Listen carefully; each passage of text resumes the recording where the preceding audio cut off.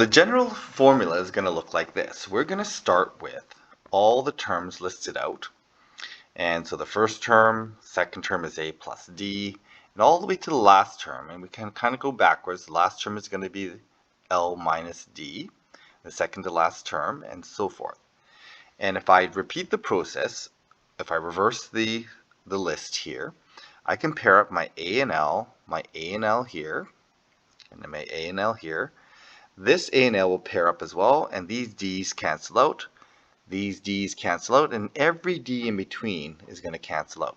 So what ends up happening is we end up with A plus L, A plus L. All these are going to end up being the first plus the last term, and this gives us the double n terms that are the first and the last.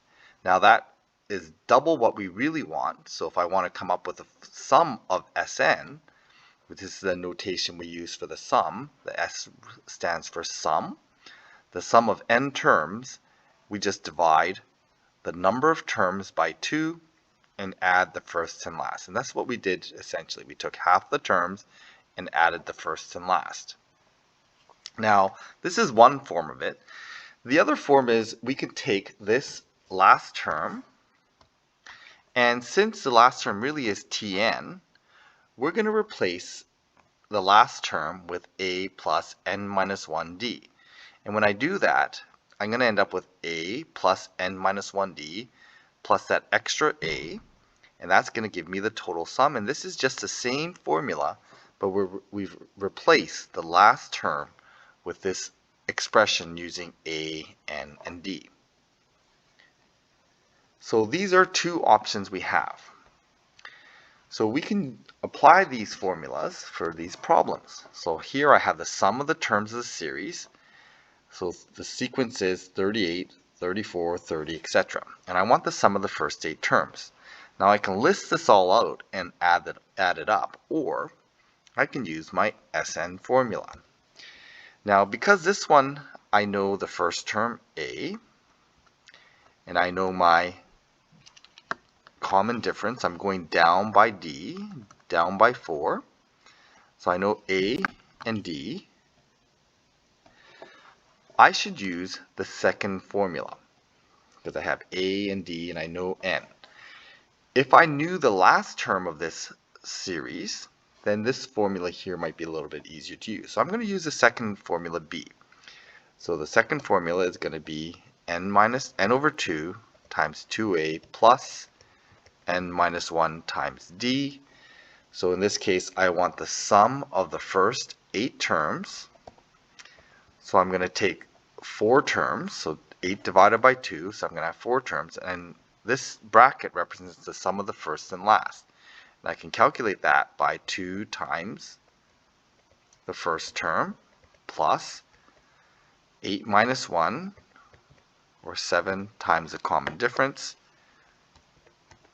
which is negative 4, and then this will give me the sum of the first 8 terms. So this works out to be 4 times 76 minus 28. So 76 minus 28 is going to give me 48.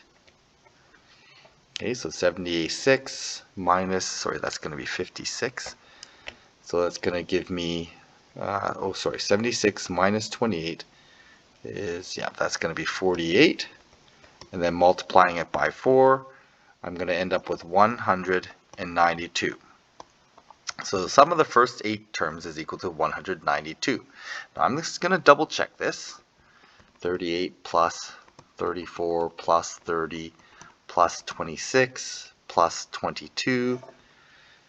That's 5 terms plus 18 plus 14 plus 10. 1, 2, 3, 4. That's my first 8 terms here.